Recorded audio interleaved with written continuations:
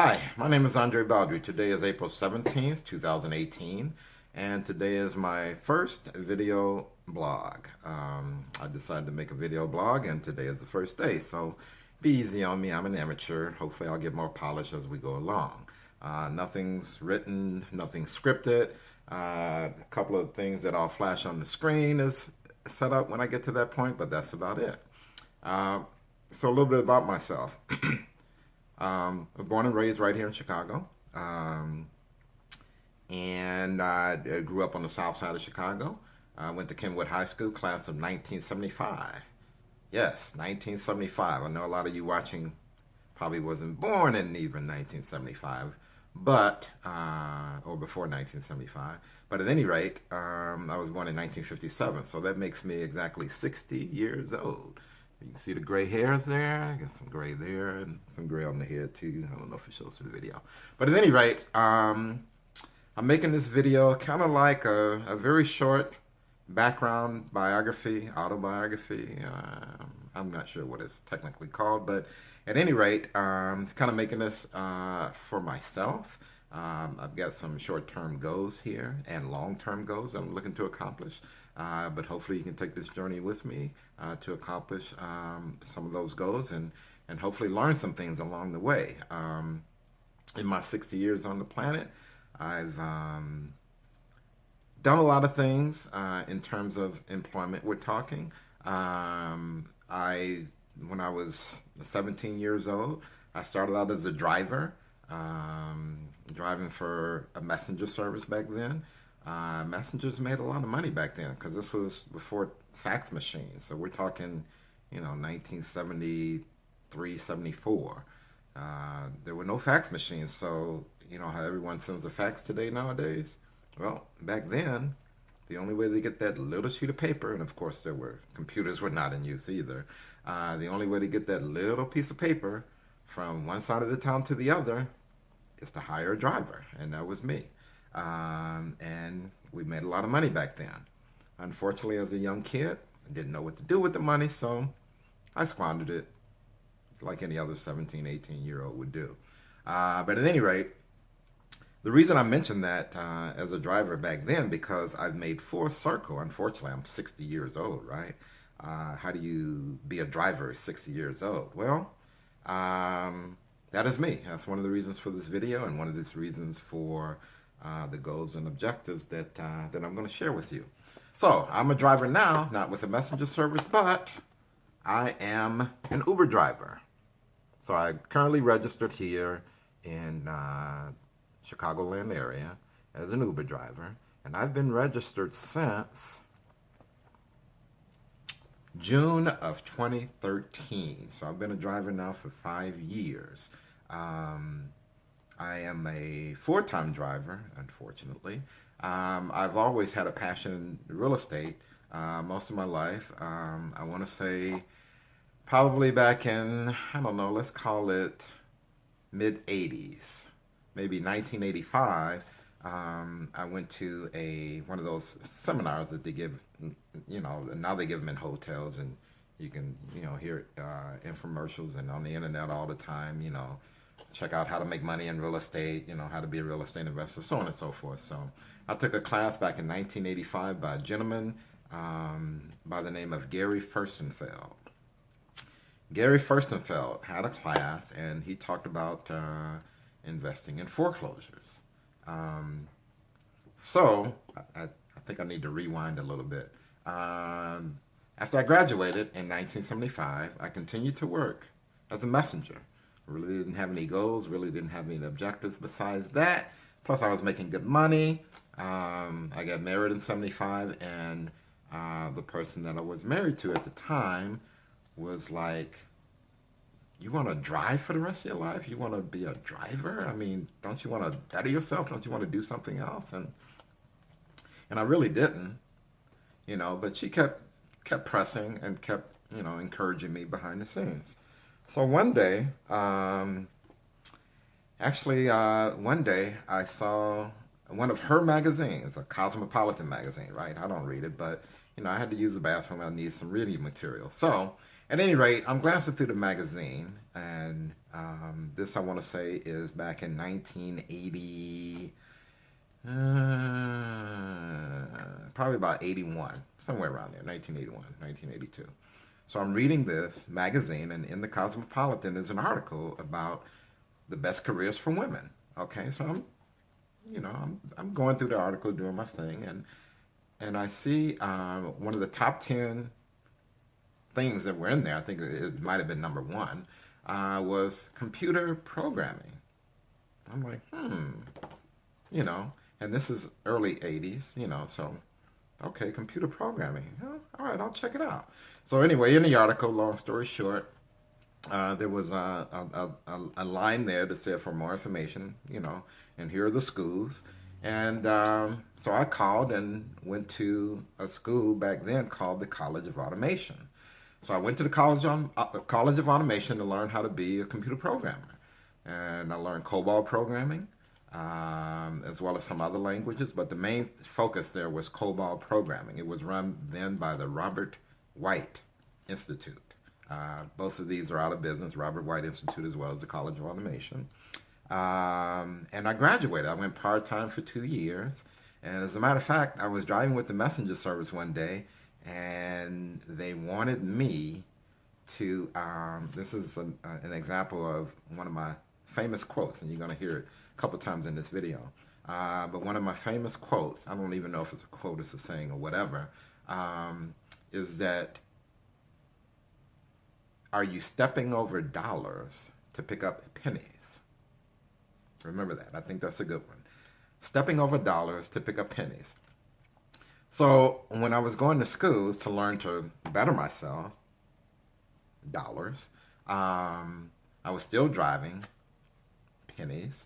And the day I had to go to school, I'm doing a messenger service, and we had two-way radios back then. There were no cell phones or anything. So I'm on the two-way radio, and I said, I'm sorry, I can't work anymore. I need to go to school. And dispatcher's like, well, no, we're kind of busy here. I need you to do this, this run or that run. And I'm like, no, I'm sorry. I won't have time to do that. I got to go to school. So long story short, I didn't do the run. I went on to school, and the next day, lo and behold, they fired me. Trying to better myself, trying to learn something, try to do something to better my career, and they fired me.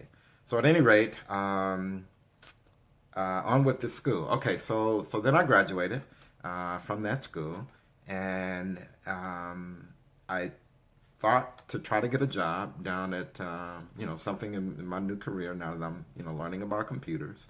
And there was a company down at the Merchandise Mart, Texas Instruments. The IBM PC had just come out, and I think this might be early 80s, 81, 82.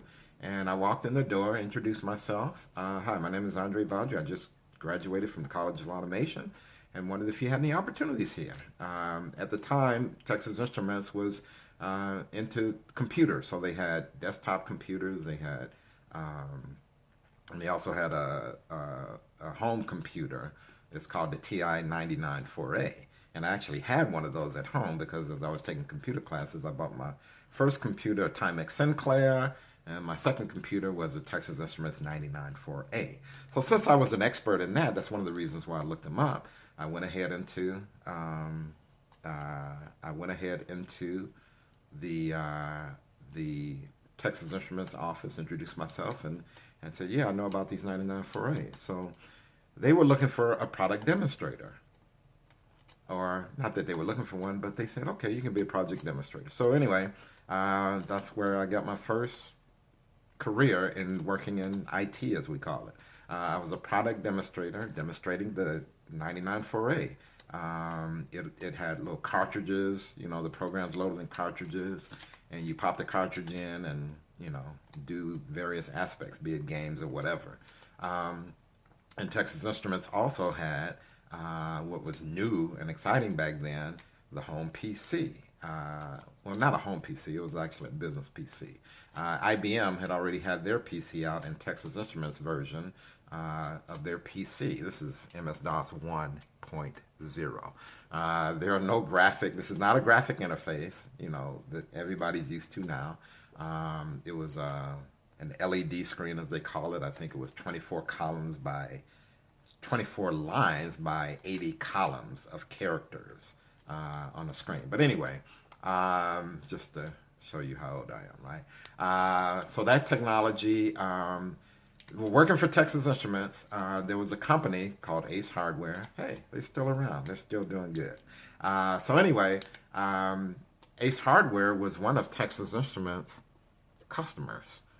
They bought the Texas Instrument PC. So when I was looking to further my career, that branch of Texas Instruments actually closed down. And since they were closing down, and Ace Hardware was one of their customers, I went to the manager over there at Ace Hardware and asked them if they had any positions. Of course, totally green. I did graduate college from the College of Automation, but I am green. I've never worked in corporate. I mean, Texas Instrument was more like a retail store, kind of like your Ameritex and your T-Mobiles. That's kind of like a store that it was. It was in the merchandise mart, but nonetheless, it was, a showroom very much like that. So it wasn't like working in a corporate environment. So at any rate, I got to working in that corporate environment. I started there on the help desk, Texas Instruments help desk. I'm sorry, Ace Hardware help desk. So I worked from in Ace Hardware. I started on the help desk, but for my programming, I didn't actually start doing that. They finally let me do it on an entry level, probably in 1996. So again, trying to make this long story shorter, I apologize that it's getting kind of detailed, a little more detailed than I want it to be. But at any rate, where was I? Yes, so I worked I worked as a programmer from 1996 to probably about 1991. Okay, I'm not going to concentrate on dates. I'm just giving you a little journey. So anyway, nonetheless, the reason I mentioned all that is to give you a little background on myself, that I started as a driver, working for a messenger service, and then I got into IT from the College of Automation. So I've got an IT background. So I did that, professional programming, and then because of the class that I took in 1985, he talked about foreclosures, investing in foreclosures, and he talked about the different sources of getting, the information for the foreclosures, the list. Back then there was the Chicago, it still is, I'm sorry. Back then the main source, one of the main sources of getting this foreclosure information was from the Chicago Daily Law Bulletin, and that publication is still there. It's generally a publication for attorneys, but they also list all the new foreclosure filings. So me, with my IT background, I would go down and jot all this information down from the foreclosure, the daily listing, the newspaper, and I would computerize it. And my wife and I at the time, this is my second wife, by the way. I've gotten married the second time. So my second wife at the time and I were like, this is pretty valuable information. Why don't we share this? I've got an IT background. I'm entering this information. I'm thinking investors might like this. There were a couple other services out there, but I thought, I could make mine better and I could do it more affordable. So at any rate, I created Kania Enterprises. I had two daughters at the time, one Kalisha and one named Nia. And we put the names together, and that's how we came up with Kania Enterprises, Kania Foreclosure Enterprises. And what that was to entail is not only my data processing service, but my investing services as well, because as an investor, I wanted to go after the properties too.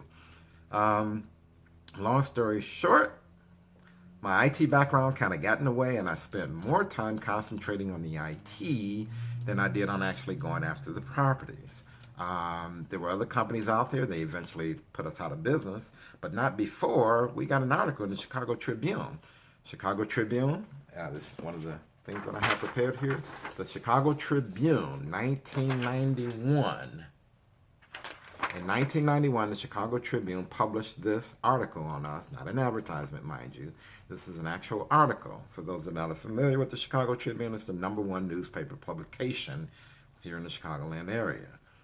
They published an article on us, bargain hunting. It featured our company, and the phone started ringing off the hook, and that was good publicity, and we did very good back then. But despite that, some of the other companies were, there was a millionaire that bought this other company. I think it was Foreclosure Report of Chicago.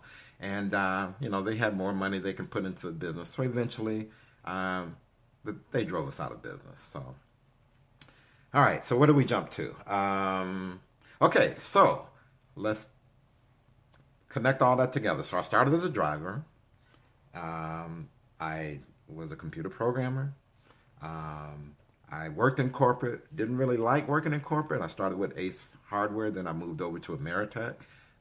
It started as Ameritech, then it got renamed to SBC, and then it got renamed to where it is now, AT&T. So I started with Ameritech, and I ended up retiring from from AT&T. I want to say in about 2000, 2007, something like that.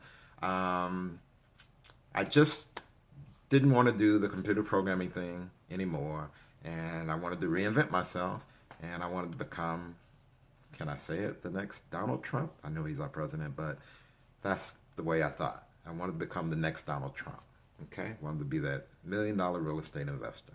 But at any rate, I sought to get my real estate license. I thought, okay, you're interested in real estate, why not go ahead and get a license? So I got my real estate license, started working with originally Coldwell Banker. Then I went to Keller Williams for quite a bit of time. And now most recently, I finally branched off to an independent company. Right now it's called Worth Clark Realty, that I'm a realtor with now.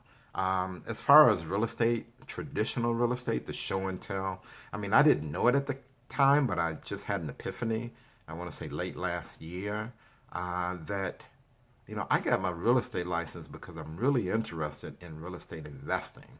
Not so much, show and tell, here's the bedrooms, here's the bathroom, driving people around on weekends. I realized that really wasn't me. So this is where I'm at now. This is my new goals. This is today. This is where I'm at now. So back to the driving part. So as a realtor, I wasn't making a lot of money as a realtor. So therefore, I had to supplement. And what's a good way to supplement? Probably the quote that I used again, stepping over dollars to pick up dimes. Or pennies, let's call it that way. Stop stepping over dollars to pick up pennies. Rather than do like freelance programming, right? I'm a computer programmer, I'm IT. I could probably make some good money on the side doing that, but rather than doing that, I decided to pick up pennies. And I decided to start driving. So I drove a limo service, right? Because I was always interested in real estate investing. So I thought that, okay, if I drive, I'm out, I'm traveling the streets, I might see properties I might want to invest in or something like that. So therefore, I took a driving position. I started driving a limousine. I want to say I started driving a limousine probably either late 2011 or early 2012. Okay? Still a realtor, but supplementing my income, the cash flow, the money, if you will, driving a limousine. So as a result of driving the limousine, I started hearing about this other company called Uber, because I was asking the drivers around, what companies should I work for? How can you make money doing this? And they started mentioning Uber, and never heard of Uber. We had internet now. I Googled it. I finally found out about it. And lo and behold, I applied and I became an Uber driver with my limousine.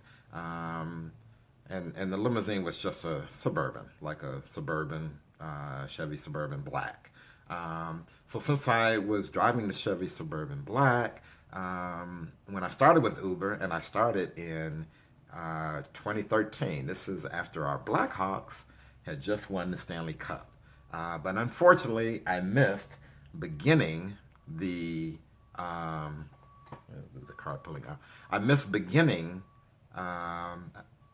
driving with Uber right after the parade, right after the celebratory parade for the Blackhawks winning the Stanley Cup in 2013. So I missed all that traffic. I was trying to get in there, but for whatever reason, I couldn't get it done, and I started like the week after. So, Four Circle, driving, and I've been driving and being a realtor for Uber for the last 5 years. So, here's where we are now. This is my new goals, my new objectives, and I decided to start this video blog as that result. Since I've been driving for Uber, there's my Uber emblem right there. Hopefully I'm gonna retire it. I didn't show you this, but this emblem right here, I don't know if you can see it on the camera, but it expires in June, actually June 30th of 2018. So, that's my goal. I'm an Uber driver right now. I'm also a realtor. By June of 2018, I plan on not being an Uber driver anymore. These are pennies. I'm picking up pennies driving when I could be doing real estate investing. And of course I can do programming, but I really don't want to do that. I mean, I liked it. It's good, but my love, my passion is for real estate investing.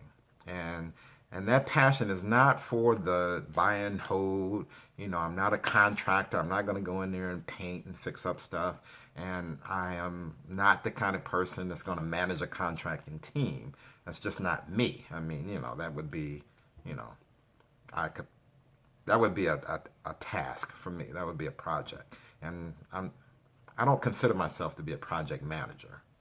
But we'll see. Maybe I will in the future. But at any rate, so I made these goals, and I'm going to video the results. My objective at this point is to become the real estate investor enough that by June 30th, when that emblem expires, I will not be renewing it, and I will not be driving Uber anymore. Of course, I'll continue to use Uber as a fan, as a customer, but I'm not going to be driving Uber anymore.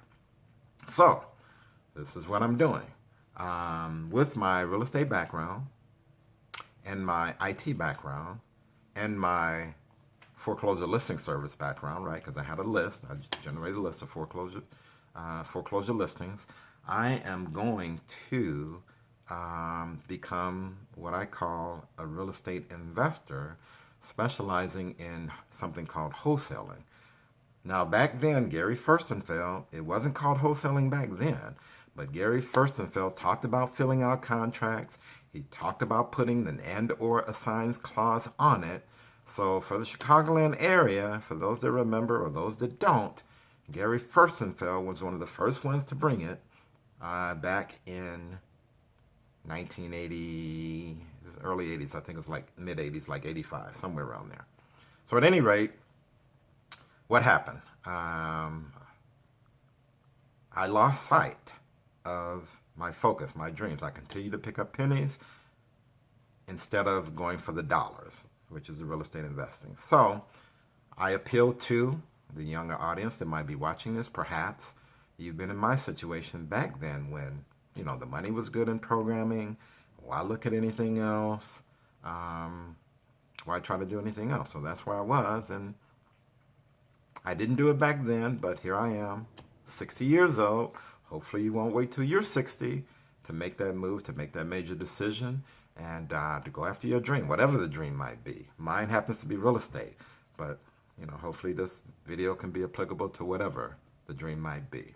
So, the purpose of this vlog is to make a daily record of what this journey is going to be like through my background, my IT background. I've gotten the distressed property leads, because that's the way wholesaling works. You got to get leads of distressed properties, and you need to contact the owners, and then you find an investor on the backside that has the cash that's going to purchase these properties. Okay, there's plenty of videos on wholesaling. I'm not going to go into that in details.